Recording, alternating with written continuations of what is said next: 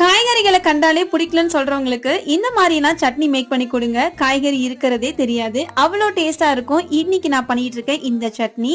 இதுக்கு ஒரு சின்ன பாத்திரத்துல எண்ணெய், உளுத்தம்பருப்பு, 2 வரமிளகா, ஒரு பெரிய சைஸ்ல உள்ள ஒரு வெங்காயம், கொஞ்சமா கல்லுப்பு சேர்த்து நல்லா இந்த மாதிரி வதக்கிக்கிறேன். ஓரளவுக்கு கண்ணாடி பதம் வந்த உடனே ஒரு அரை தக்காளியை நான் இதுல கட் பண்ணி போட்டிருக்கேன். தக்காளி கூடவே ஒரு பெரிய சைஸ்ல உள்ள கேரட்டை இந்த மாதிரி ரவுண்ட் ஷேப்ல ஸ்லைஸ்டா கட் பண்ணி இதுல ஆட் பண்ணி ஒரு 2 to 3 மினிட்ஸ்க்கு மீடியமான ஹீட்ல வதக்கிக்கலாம்.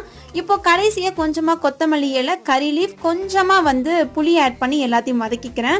இப்போ இது நல்லா சூடு ஆறுனதுக்கு அப்புறமா ஒரு சின்ன மிக்ஸி ஜார்ல ஆட் பண்ணிட்டு ஒரு 1/2 டம்ளர் அளவுக்கு தண்ணி ஊத்தி நல்லா மைய அரைச்சு வச்சுக்கோங்க.